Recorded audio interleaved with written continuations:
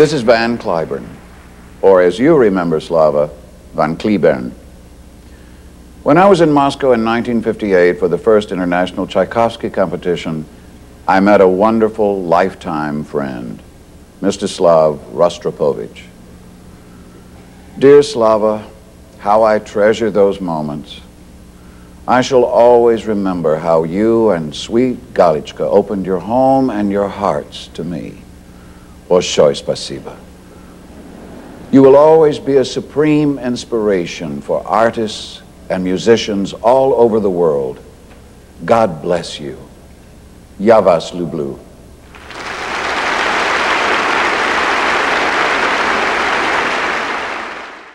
He was more than Solzhenitsyn.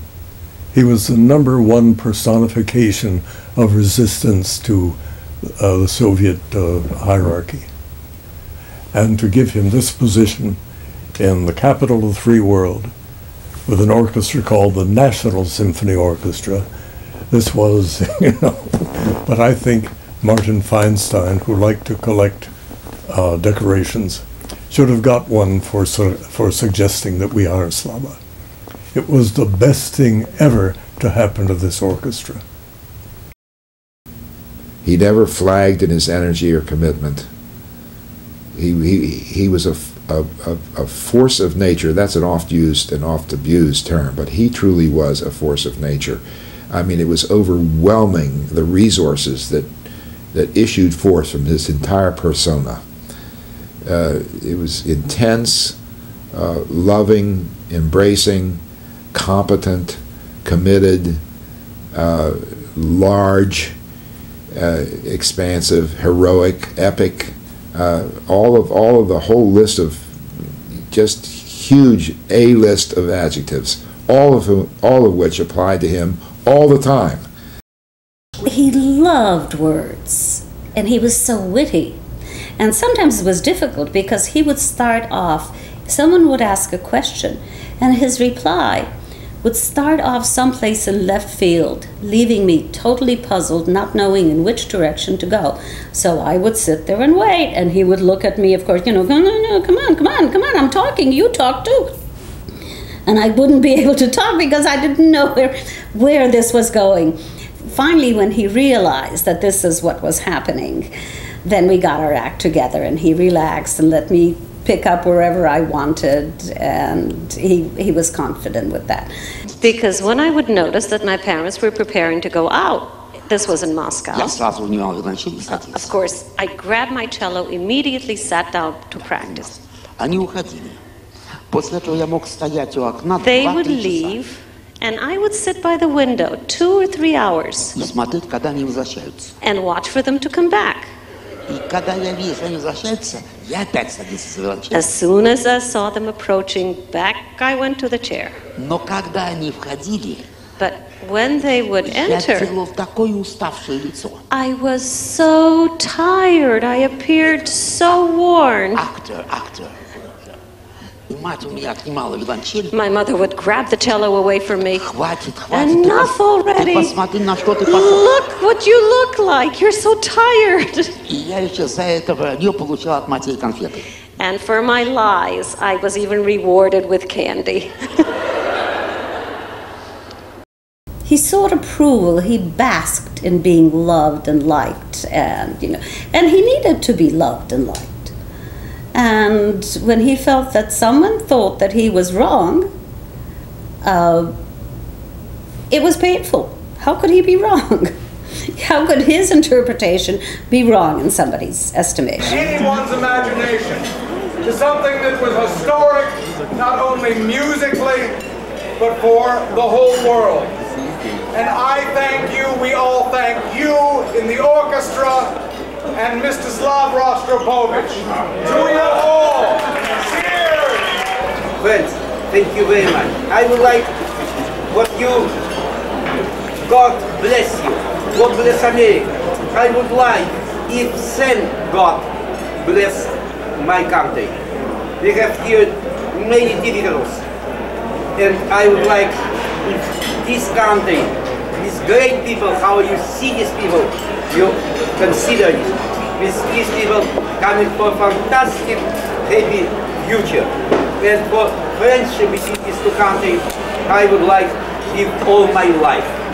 Friends, thank you very, very much for ending show.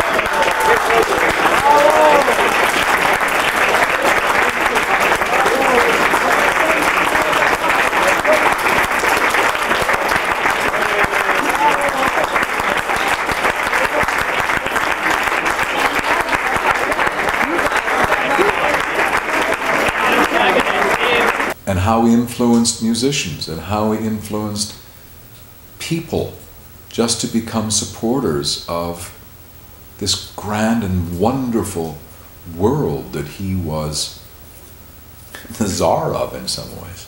My love for him is based on the man and the stuff that we did together and the wonderful times. He and Seiji were going to go over in Japan, and I don't know if they played some small chamber concerts on top of a Toyota Land Cruiser or something that expanded out, and they're playing in rice paddies, and this was like it's the boy's week and a half out. The day before he was going, he was flying out, he says, "Oh, Steve, I have a big favor. You keep my cello while I'm away." And I said, "What?" He said, "Yes, you keep my cello. I not take Japan." And so he came over with the cello in that white case, and we had it in we put it in the guest bedroom and gave the kids instructions if there was a fire or something. And there were bushes below the windows in the guest room. He said, "Get the cello out, toss it down onto the bushes, it'll be fine. Then worry about yourselves." And we told Slava this. He says, "This not so good." He said, "Maybe they take cello with them when they jump window."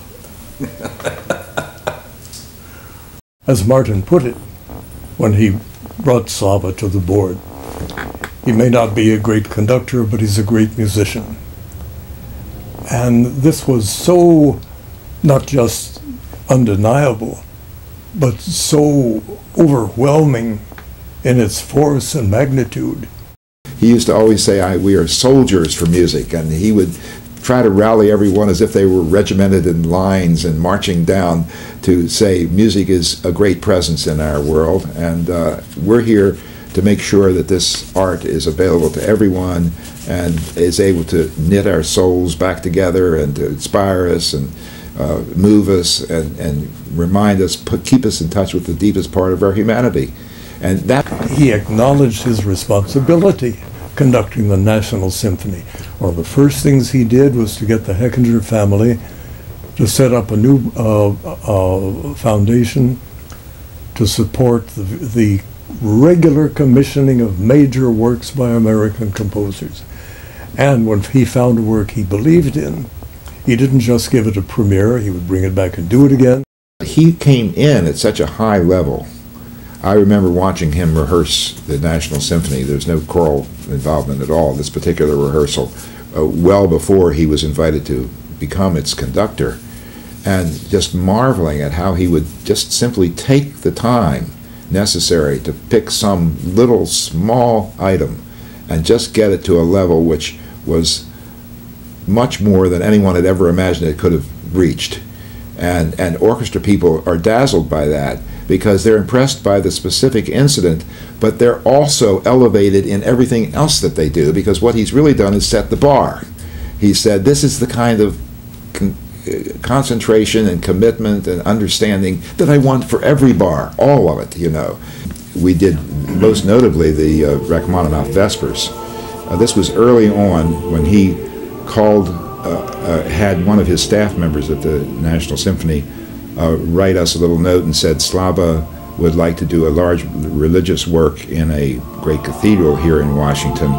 And I think this was still during his exiled period, and he was missing very much his Russian roots, and especially his Russian religious roots and spiritual roots. And we responded, of course, very eagerly, and I suggested to him the Rachmaninoff Vespers, which most people regard as being the greatest Russian liturgical choral work for a cappella use in services. It was so apparent that he was like one with this piece of music. I mean, he was so spiritually tied into it. And there are people who regard that experience of working with him in that work, along with the Russian tour that we made with the National Symphony back in the fall of 1993, the highest experience in the entire history of the Choral Arts Society. There are those who admire that roar of his in the African jungles and velds, but I think wherever the lion is, I'd rather be somewhere else.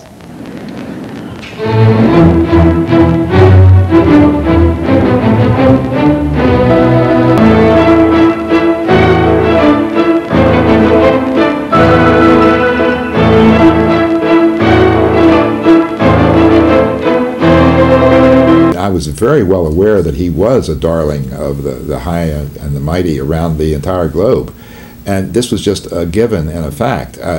But he never came across, when we were like singing with him or working with him up in St. Albans Church Rehearsal Hall or on the stage of the Kennedy Center rehearsal or performance there, we never felt that there was any posturing of this sort. But we all knew that all he had to do was walk 3 or 4 steps off stage to the nearest phone and he could call anyone in the world, from the President of the United States on down, and speak with them. And Slava swept in wearing all his decorations, not just the boutonnieres, but a wide sash with medals going down one side and up the other side. And he came over to Airy because he saw something he'd never seen before, a little green button in his lapel, and he said, demanded to know, where did you get that? And Airy said, I got it from the king. The king of Sweden gave me that. And Slava walked over and, to quote Airy, addressed the king in English, hey king, how come this guy got this, I'm not got? And the king immediately produced one, maybe pulling it out of somebody else's lapel and gave it to Slava. I think he really loved people, and he loved being this generous, giving person. And he saw no real difference between, in the personality of someone who was a board chairman and and Joel King, who was the stage manager. He was always aware of who he was. He loved Joel King, respected him as much as any king or prince on earth. And if he enjoyed having dinner with Prince Charles, he loved eating sausage and peppers with Joel. Joel would cook and bring sausage and peppers, and the two of them would sit in that little room and eat sausage and peppers. He was not a snob by any stretch of the imagination. He loved people.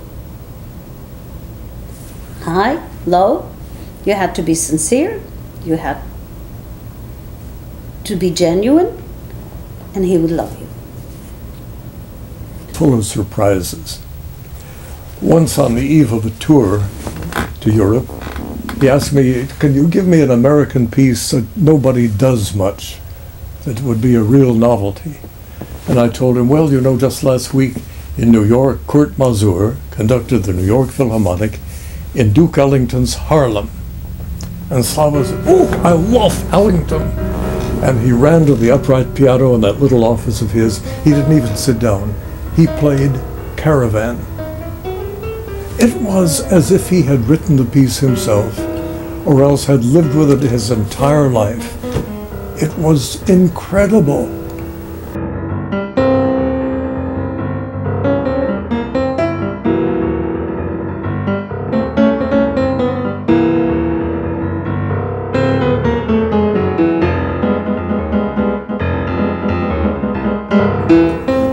And he did American music, I thought, wonderfully. But I remember I got him to do Virgil Thompson's Plow That Broke the Plains. It was fabulous, the cowboy tunes, the syncopated jazzy sections, but when he came off stage, he handed the score either to Marcia, the librarian, or to Henry or somebody and said, Tell me, my beloved, why is American music must be so shitty?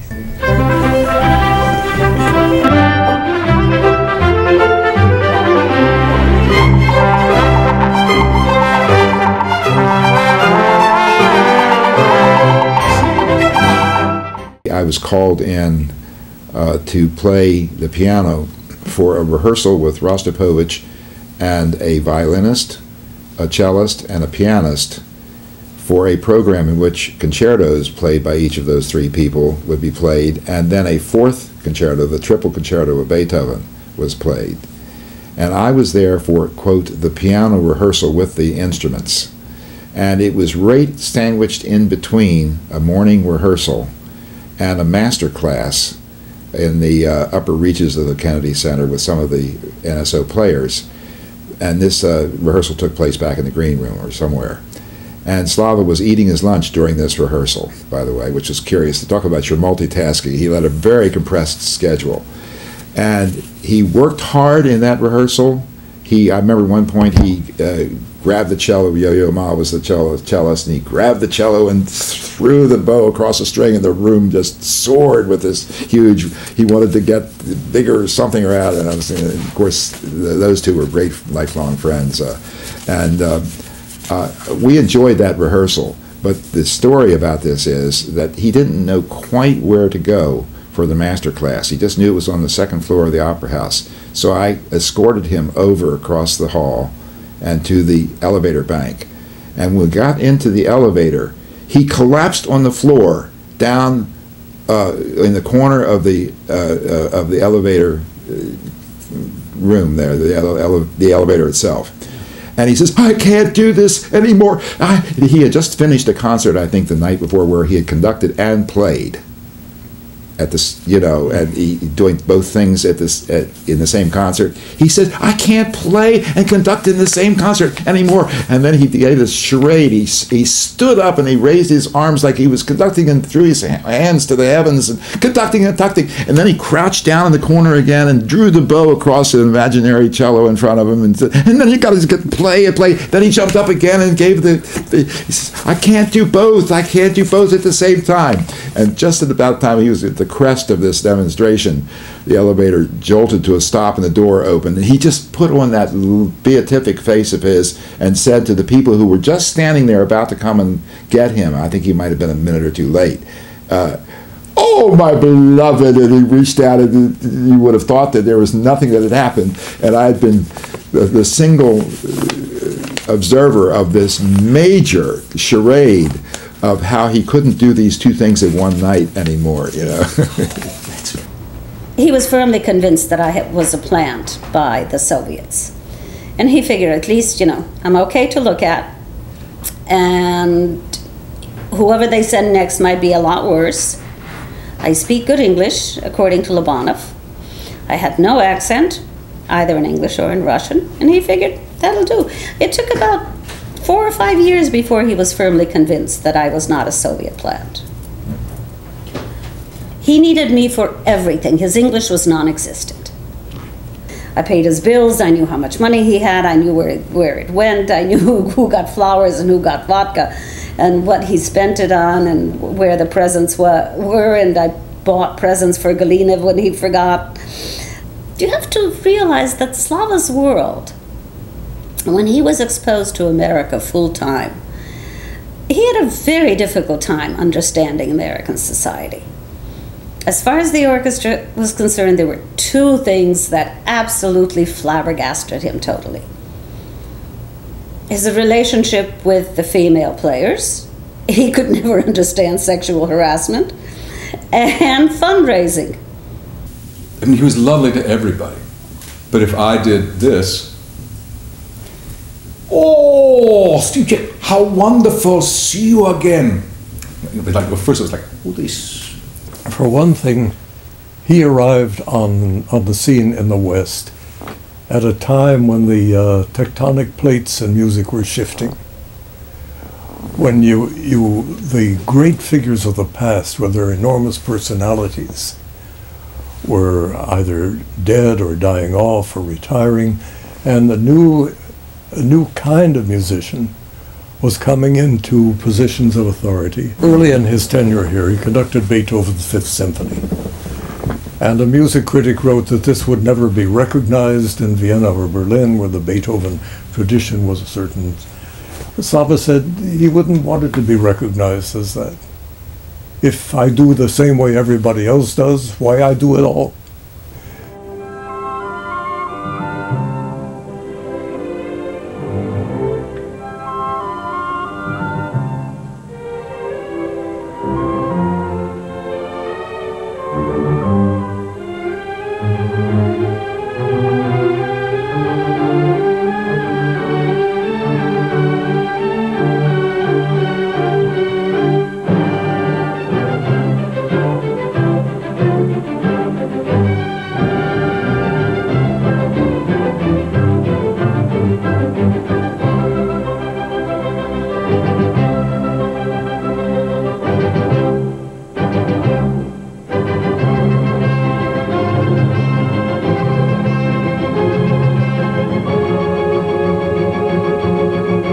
We talked about Britain on a number of occasions, especially during the time when we did our first war requiem with him, which was the first war requiem after Britain died.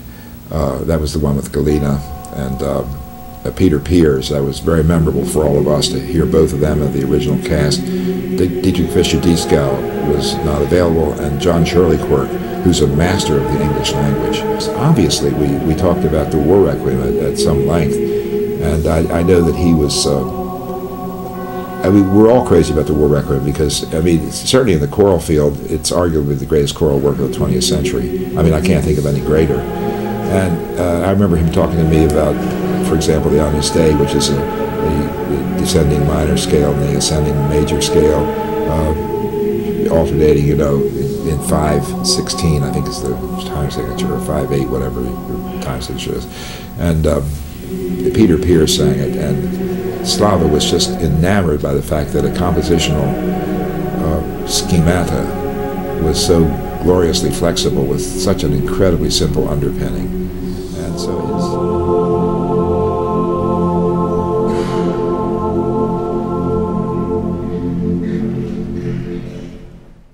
there were so many nights when there were no receptions, no parties, nothing. We would sit in that little office across from the first aid station until 2 or 3 in the morning. Joel would drink beer. Slava would drink whatever there was. And he would tell stories, and he would reminisce, and he would ask Joel about his family, and Joel would tell his growing up in Pennsylvania stories. And that was one of the ways that Slava got to know America a little bit better, through Joel. Because at the beginning, America was totally strange for him. He would sit until he wound down, he got cool, you know, he changed his clothes, Joel went home, I went home, and he would work very, very often. Fantastic concert, and people would come back into that, and Nadia, of course, would be helping, and there would be, you know, wine or vodka or something, and laughing and so forth, and fabulous concert. Oh, thank you so much. And then after a time, people would leave, and he would, you know, sort of help people leave. And then he would pull the chair, get the music stand, and says, "Oh, I need to learn this for 1 week away." But he would then work until 2 or 3 in the morning. And my American brother was Lenny Bernstein, who was, I always think about him, because he was so, not only great musician, but he was a very good friend. I never forgot when I coming with him in here in every Fisher Hall, we play together. He conducting, I play. And just before we coming to stage, he take to me his manchette, I don't know what it means, this part of his cufflinks. Cufflinks. And give cufflinks to my mouth, and kiss cufflinks, 1 second. I completely, and just before we go, that we stay one step before stage. After that, thanks of God that in this composition was big tutti before I start play. That's why coming back to my conscience, to my brain, after his cufflinks. And after that, of course, first questions. I told him, Lenny, why I must kiss your cufflinks? Tell me that's for me, that's still, until now after concert, that's questions. He said, because these cufflinks for Kusevitsky, that's his cufflinks, and that's coming to me. And he so much make to me, Kusevitsky. I always self-kiss these cufflinks, and because you're Russian, I give to you also this privilege. Leonard Bernstein, whom I knew not well, but off and on for 20, 30 years. Bernstein was a great musician. His value to American music is just beyond measuring. And there's humor in his music, but I found him a pretty humorless fellow. Slava did Mahler's 7th Symphony. It's my favorite Mahler symphony, and I was swept away by it. Afterward, in his dressing room, Bernstein was waiting for him. And he first told him, congratulated him on the wonderful orchestra you've made here, world class. And then Bernstein sat down at the piano and began lecturing him on all the mistakes he had made in the performance. You didn't do this right, you didn't do that right. I was steamed. And Slava finally broke in and he said, but Winitska, I study your recording. And Bernstein said, without a trace of humor, but not enough. They loved each other, and I remember a rehearsal once. Slava was one of the very few people could do this. He looked at Bernstein, who was conducting, and said, no, this has to go like this. And Bernstein, oh, you know, and he, oh, no. And then Slava said, no, it has to be like that. And Bernstein looked at him and said, are you sure? and then Slava said, yes, I'm sure. So Bernstein went with him.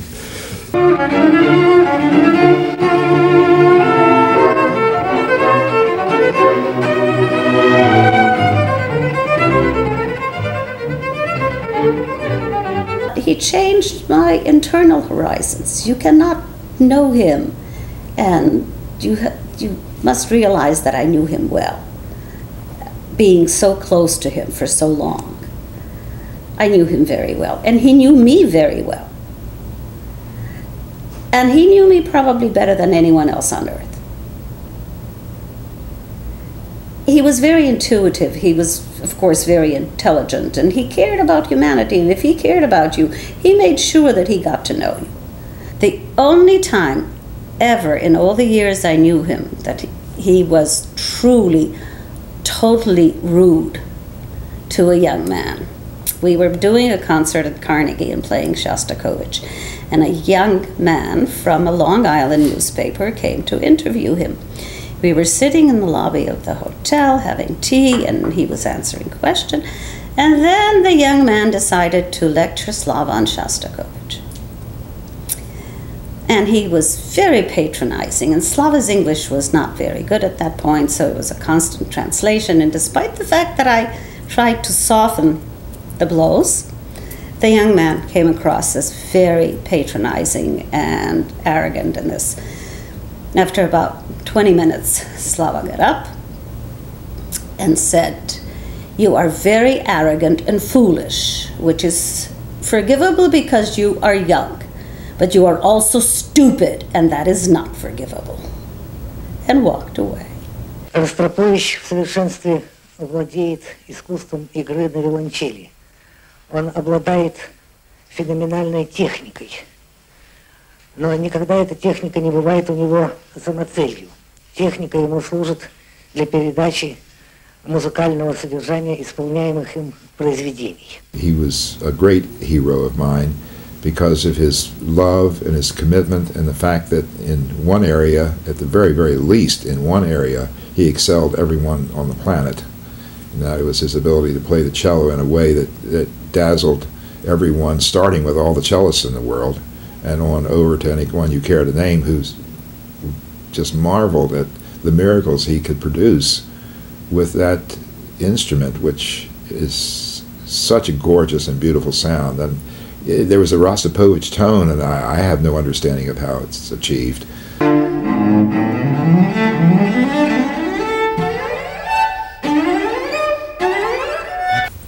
In my experience, I don't think I ever heard him do anything, even the famous Dvorak concerto, exactly the same way twice. It's not because he was inconsistent or hadn't decided what he wanted to do with the music, but it was always fresh to him. He was always finding something he hadn't found before.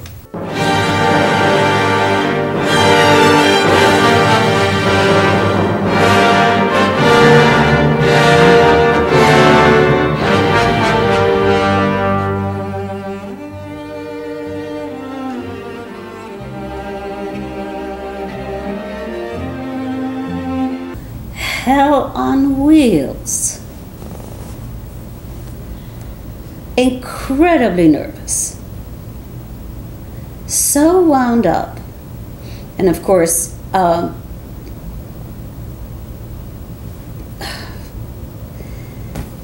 there were incidents. Everybody wanted a part of him. All of his, you know, anybody who he ever said hello to suddenly became his best friend.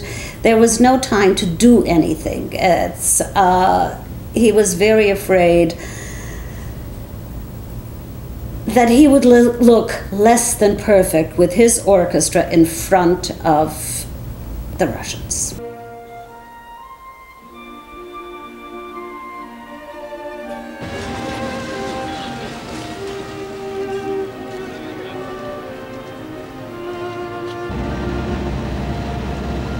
That trip for me, I lost 14 pounds during that trip.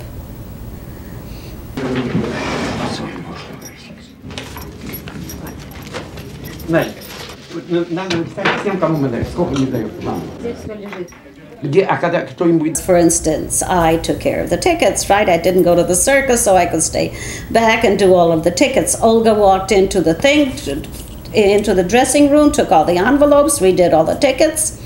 He came in, saw that the mess in the thing, and gave me total hell. Нет, дай сейчас, дай ему сейчас.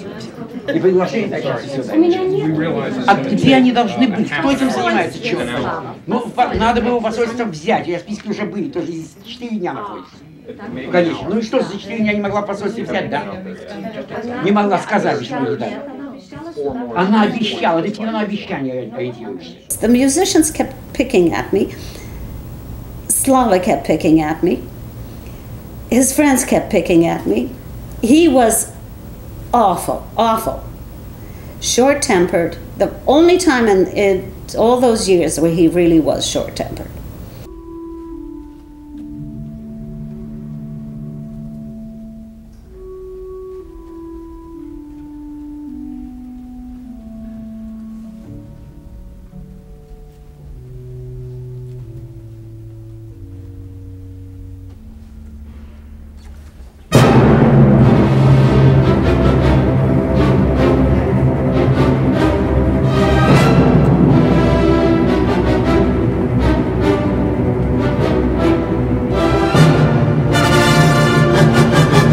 Curiously enough, little private, personal moments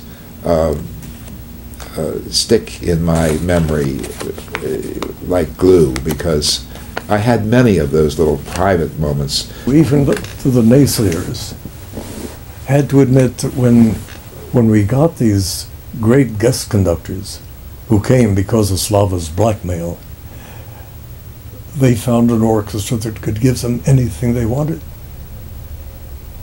There was a Russian monastery, Russian Orthodox monastery up there. And whenever we went up there, and we would go up quite often, he loved the place. It reminded him of Russia, and this is before 1990, of course. He said this is where he would be buried, and where he would spend his last years. We would go up there, and he would go to confession and communion. He asked me one day, why don't I ever go to confession and communion when we go up there? I would always go to church, but I would not go to... And I told him that there is something in my life that I have not resolved, and I cannot go to confession until I can truly say that I have I'm repentant and I confess this and I will not do this again. And he said, what? Not do it again? What do you mean you not do it again? And he goes, no, no, no, no, you've got it wrong. You go to confession, get it off your soul, and after that, start all over again. Spiritually, Rostropovich was very religious. He had icons and candles and things in his office to remind him of his spiritual connections, and he was very devout. We don't see his type come very often our way, but when it does come, that is one of the great characteristics. They get you right away on an equal playing field, and they don't look down on you, and you don't feel compromised. It's interesting because only the really, really, really great people come across that way. Sometimes people that are still struggling and everything, they need to shore up their own position with something, you know, because they're not quite sure how renowned or esteemed they might come across.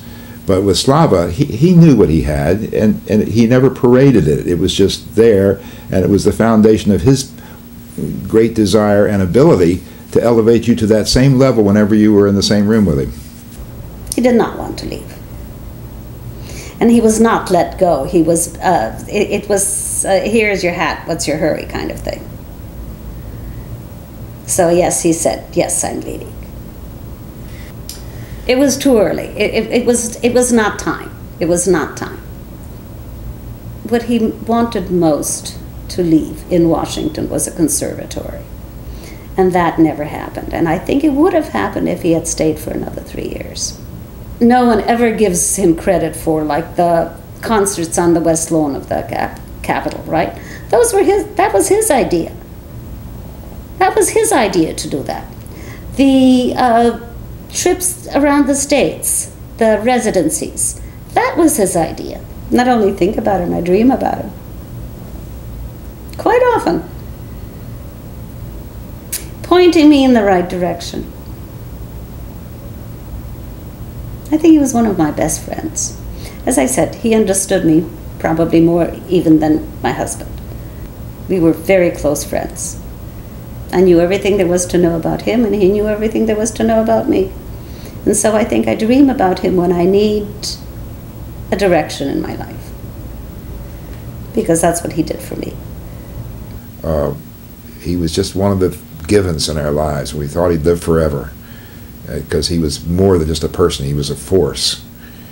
And now that light was out, and that force would have to take a different form, and that is his legacy through recording and memories and the people who lived on beyond him, starting with his family, and certainly all of his students and all the musicians who were blessed to work with him, and learned through him just how high you can reach in your struggle to fulfill your art and be all that you can be. He was a shining example of just what it is to extend yourself as far as possible.